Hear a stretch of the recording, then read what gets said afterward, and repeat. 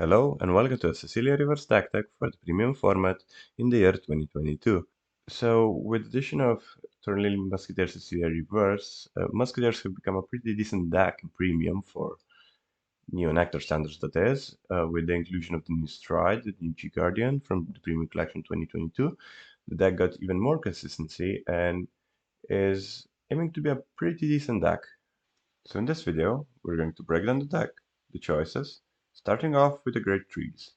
We're on 14 great trees, so 4 of these are Heal Guardians, which I believe need no introduction. Then we have 4 copies of the main playmaker of the deck, this being Tornilli Musketeer Cecilia Reverse, which reads on Vanguard, when this unit attacks, we can counterblast 1 and retire 2 of our rear guards, look at the top 5 cards of our deck, choose up to 2 of them, encode them, then shuffle our deck. This gives us 5 attacks for just 1 counterblast, and it also synergizes with Cecilia's second skill, this being on Vanguard or front row rearguard. We can, at the end of battle, when a rearguard with Cecilia in its card name that was placed from deck this turn, attacked a Great Reargator Vanguard, we can counterblast 1, lock 2 of our other standing rearguards, and stand the unit that attacked. If our front row has a locked card, we can, instead of standing the unit that attacked, bind it and ride it on our Musketeer Vanguard as stand. This is really important as it gives us additional Vanguard swings, and is also the main game plan of the deck, as it allows us to potentially do up to 3 Vanguard swings per turn, while not losing that many rearguard swings. Even though Cecilia's skills are very cost intensive, we can somewhat mediate this with the counter-charge engines that Musketeers provide, as well as a new card which synergizes really well with this game plan, this being Rotting Usurp Dragon from Overdress, which we'll talk about next, and we run 2 copies of it. So Rotting Usurp Dragon reads, in drop, when a Greater or Greater Vanguard is placed, we may call this card to rearguard. So Rotting Usurp Dragon is really versatile in this deck. It gives us an attack every time we rewrite a Cecilia, as it calls itself from drop. It also doubles as a lock fodder if we find multiples of them, so our 2 copies. It also functions as a retire fodder for any of our Musketeer effects, which is really important when we're doing a Cecilia combo, since the dragon really provides us with 3 bodies that we can use up and commit less and less of our hand, which neonectars are already very good at doing, and the dragon really just pushes that further. So moving on with our great trees, we have 4 copies of White Lily Musketeer Cecilia, which reads Act Vanguard once per turn. We can counterblast 1, retire our rearguard, look at the top 5 cards of our deck, call up the 2 cards from among them to rearguard, then shuffle our deck, and if our soul has a great tree, we can call up the 3 cards instead, and 3 of our units in the front row get plus 10k. So Cecilia's effect is really outdated. It shows it's a card from the first set for V Premium or Standard back then. We don't really run her for her effect. She's really mediocre in that regard, but it is a Cecilia. It gives us 8 copies of Cecilia in the deck, which increases our consistency to rewrite 3 times every turn. There is an argument to be made with a newer card from VCAN Collection Series 1 and 2, this being Licorice Musketeer Vera, which is a very similar card to White Lily Musketeer Cecilia, but in premium, it's not that good. Or, well, in general, I would not recommend to run her over the consistency that White Lily Musketeer Cecilia provides, as Vera's effect states. So, act on Vanguard. Once per turn, we can counterblast 1, retire 2 of our rear guards, then choose 2 cards from our drop and put them on the bottom of the deck. Look at the top 5 cards from the deck, choose up to 2 units from among them, call them to rearguard, and shuffle our deck. And if we call 2 Musketeers, she gets a drive. The other effect states that we require a Licorice Musketeer Sol, her original Grade 2 Legion mate, in our front row, so we won't really talk about that effect. So Vera's first effect is very similar to Cecilia's effect, although it does recycle 2 cards, which can also be triggers. It also retires to rearguards. So one weakness of this deck is the Grade 2 game. It's very weak, as you usually ride either White Lily Musketeer. The reverse is a bit better, but it's still not anything impressive to go by. Vera is a theoretical fix, but The commitment of two rearguards can sometimes be a problem if we run into a retire heavy deck or we just are forced not to commit anything to the board, or we just don't guard in the early game, which does happen with this deck, as we require a lot of counterblast to do our combos. The searching capability is also similar in the sense of it takes 5 cards. Then also the drive thing is, while on paper good, it restricts us to musketeers, so we can't call any of our combo pieces if we want the drive. So for example, we can't call the dragon, we can't call any utility cards that we might have. So for example, a lot of our grade ones are utility based, and Vera can't really core them if we want that drive. So in that regard, she just becomes a Cecilia without the Sicilian name. So if you can afford Cecilia, she is a bit hard to get right now, a bit expensive due to her being an older card from V and it's a VR. If you don't have the opportunity or the finance to get Cecilia's, Vera's are a nice replacement, but do keep in mind that your consistency for your rewrites is going to be much lower if you run Vera compared to the original Cecilia. And that pretty much does it for our grade 3s. So moving on to grade 2s. We run 10 grade 2s, 4 of them being Fancy Musketeer Sylvia. Sylvia reads, when placed, you may call a plant token to rear.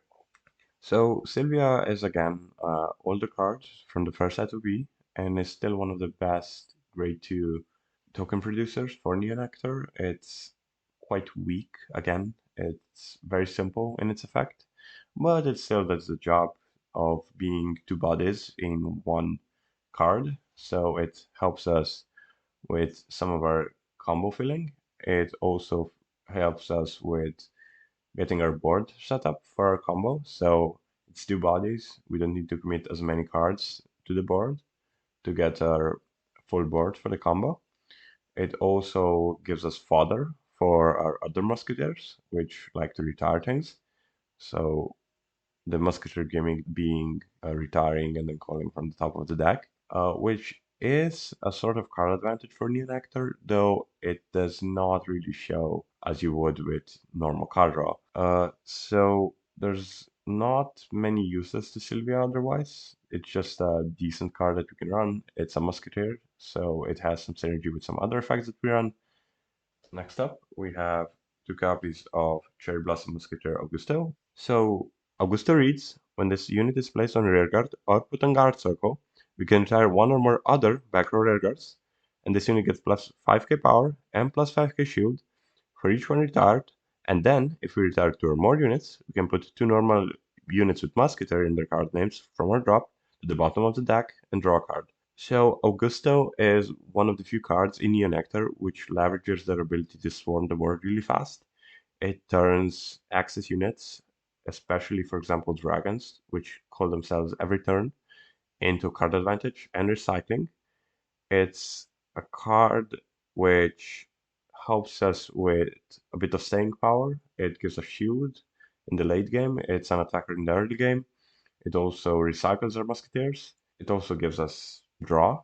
But the thing with the card, it's very anti-synergistic with itself. We can hardly trigger multiple Augustus in a turn, but two are fine for the ability that they can loop each other. So if we place one Augusto on guard, use its ability to recycle something, and then later on in the game we find another Augusto, and if the other one is in the drop zone, we can bottom the other one, plus 1 card, and we can draw a card. So essentially they can loop each other. So two are fine.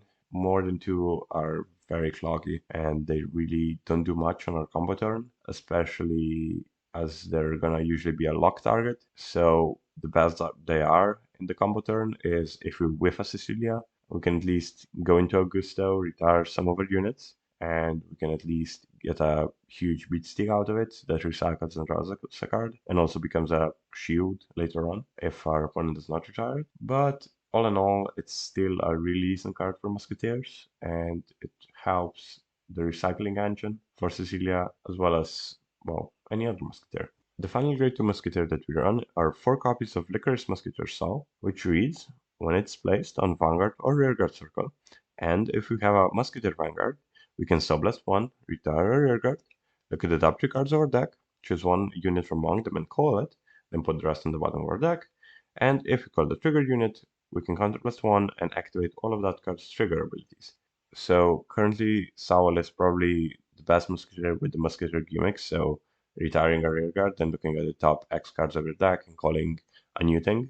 Not only just because it calls anything, it can also activate triggers, but most importantly, its main ability, that being the retire and search, costs us a soul blast instead of counterblast, which is a very, very big limiting factor for the playability of any other musketeers. Any old musketeers, or well, most of them, require a counterblast, so they're not useful as our main combo requires so much counterblast already. On that note, I would like to go on a tangent and talk about another great musketeer, which is really heavily played, and I do not believe it's a good inclusion for premium musketeers. It's really good in V. It's not a bad card. That being Pioneer Musketeer Tora, which reads, when placed on Vanguard or Rearguard, we can counterblast one, retire a Rearguard, look at the top 3 cards of our deck, and then call up to 2 Musketeers from among them, or any one other card, and then put the rest on the bottom of our deck.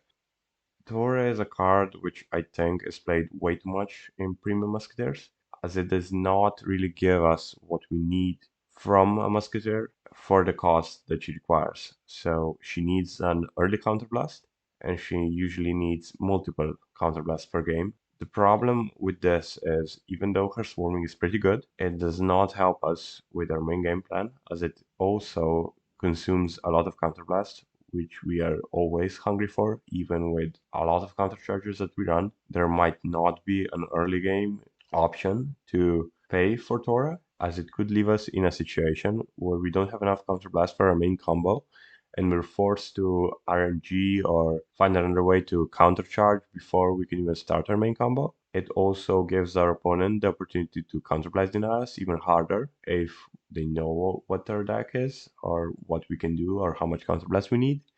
And Tora is again not really a number generator. It's still a 10k base. It's still just 18 columns with a grade 1 in the back. So even as a swarming card, she ties with Saul. If we can call out a replant token, Saul can turn that into one other unit. Although Saul requires a much more accessible resource that sometimes might actually be a bonus to Sublast, as we need Cecilia's back in our drop zone to recycle. So Tora, in my opinion, is very, very mediocre, and we just don't really need to run Tora in Premium Musketeers, as it lowers our consistency and can potentially brick.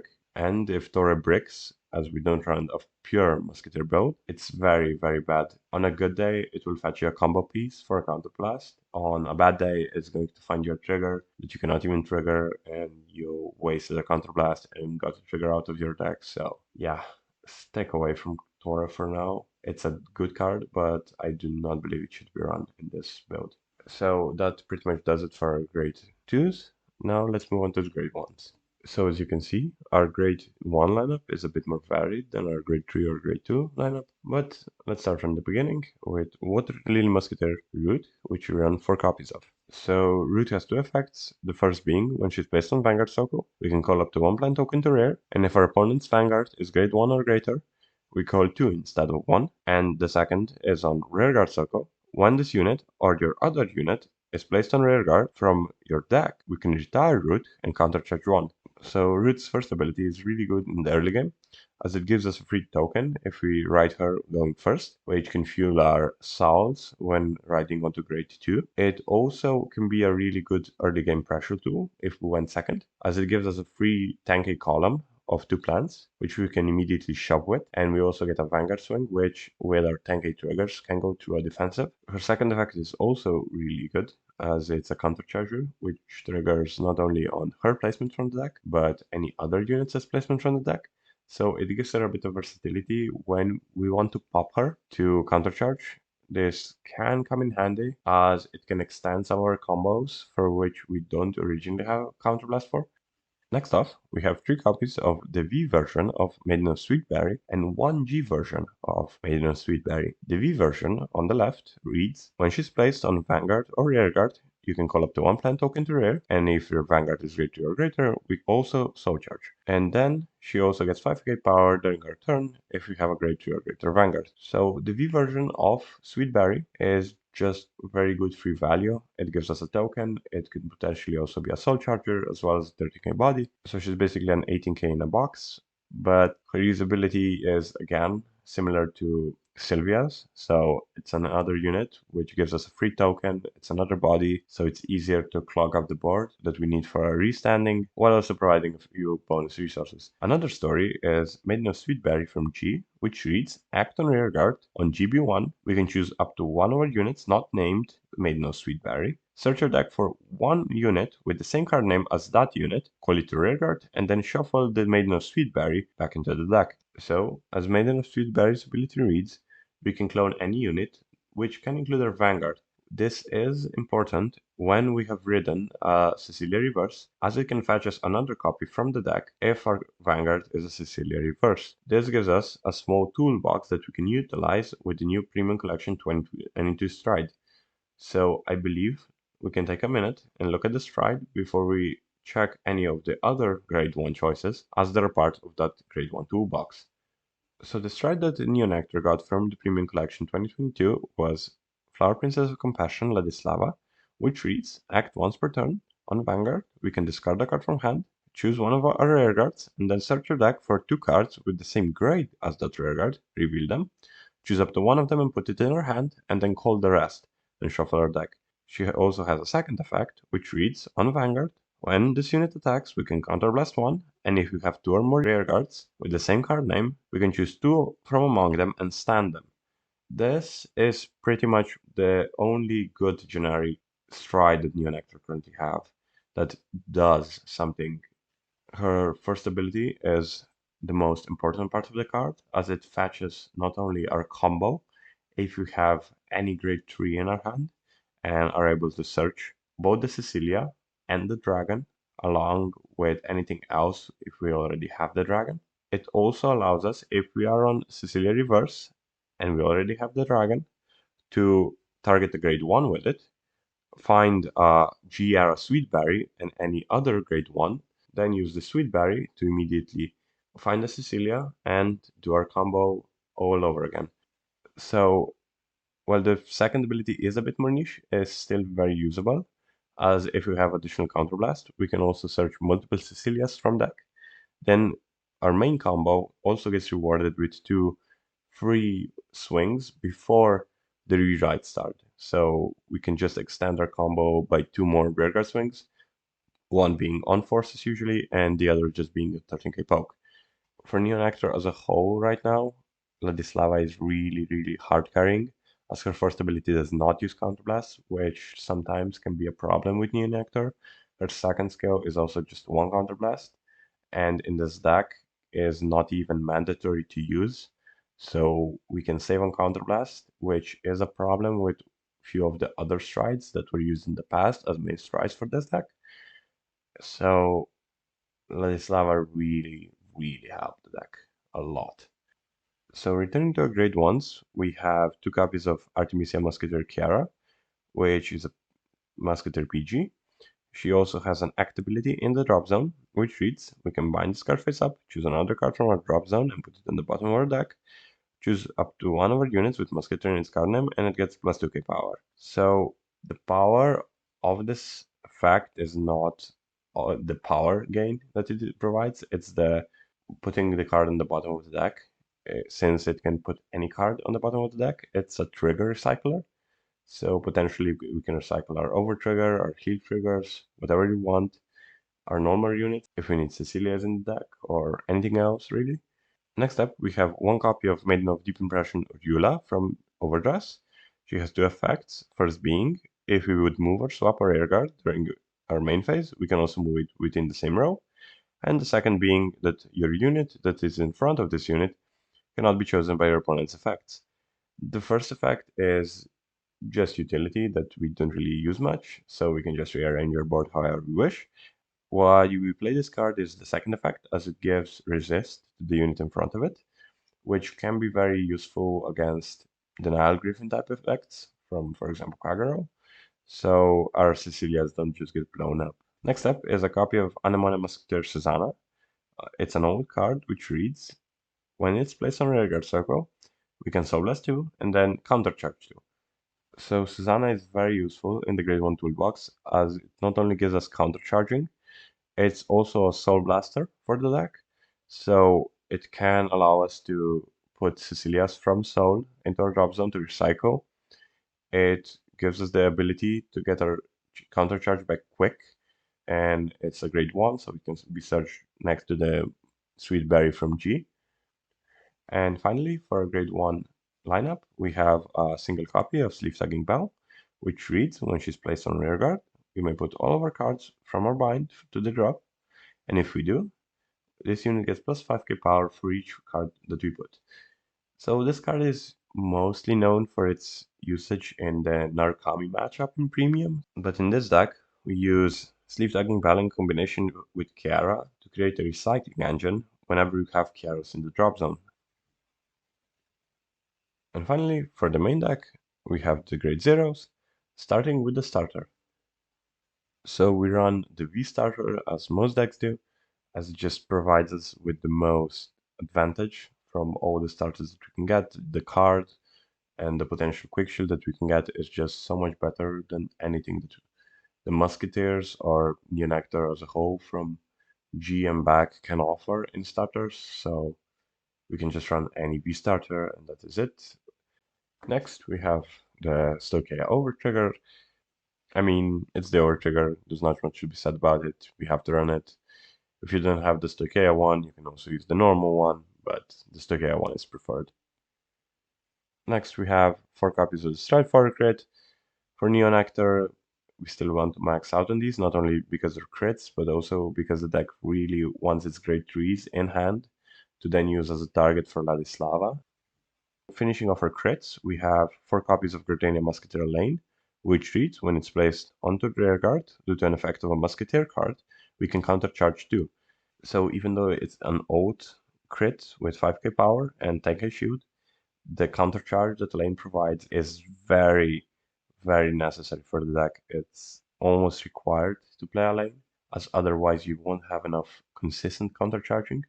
It also provides us with some early pressure we can do with Saul, as it can call a lane and trigger its trigger. Then we can also countercharge, so essentially we're getting free 5k power and a crit. Then a lane is also used for some extensions when we don't have enough counterblast. So if you cannot find a lane, you can play any other crits that you have. But if you can, I would urge you that you find the lanes, as they will really change how smooth the deck is compared to normal triggers or any other crits that you might run. Finishing off our Sentinel lineup are 2 Maiden of Blossom Rain. These are the draw PGs for Neonectar from V. I believe these are self-explanatory, so I won't mull over them too much. And finishing off our trigger lineup is a single draw trigger from Overdress. So as the deck really does not have a lot of card advantage outside of its drives, we just run a single draw trigger to smooth this out a bit. It's also not as bad as the previous or standard draw triggers, as it has tank shield when our opponent is on grade 3, so there's not much harm in running one of these. So this concludes our main deck, so let's move on to the G-Zone. So starting off with our G-Zone, we have 3 copies of Flower Princess of Compassion, Ladislava, which I won't talk a lot about here, as we already covered her in her own section. But to quickly sum it up, she is our main stride. She searches a main combo, she allows us some additional attacks, she gives us some toolboxing, so all in all, she's a really good and generic stride for Neonectar.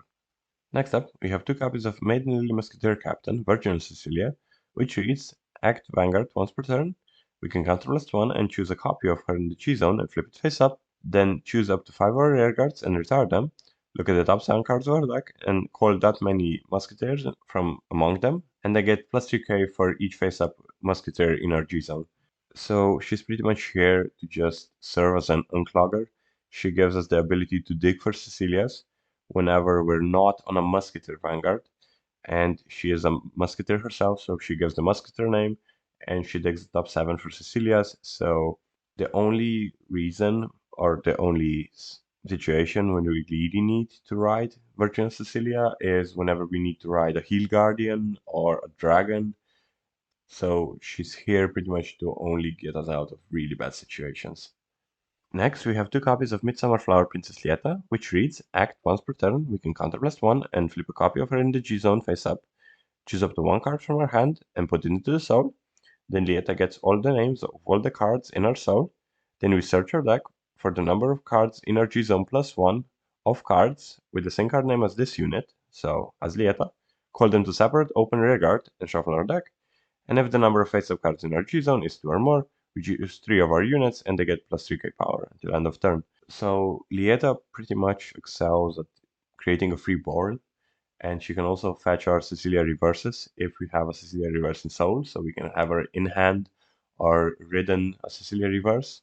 So any way that we can find to put any card in our Soul, Lieta can fetch it up, even with her own soul shoving, and for example, with Sweetberry, who soul charges, and reriding from Cecilia, we can accidentally create multiple copies. And if this is our second stride, this can often turn into a just counter plus one, create an entire board. So she's really free in that term. The only problem is that she requires a counterblast. She was usually the primary stride before Ladislava became a thing. But right now, she's a backup stride when we don't really have the hand to commit to Ladislava. But we do have the soul and the requirements to just fetch out the free board and just move the combo from there.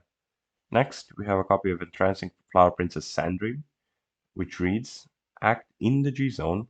If this card is face down and your opponent's Vanguard is greater or greater, you can counterblast one, retire 2 token units, strike this card on your Vanguard, and it gets plus 10k power and a crit until end of turn.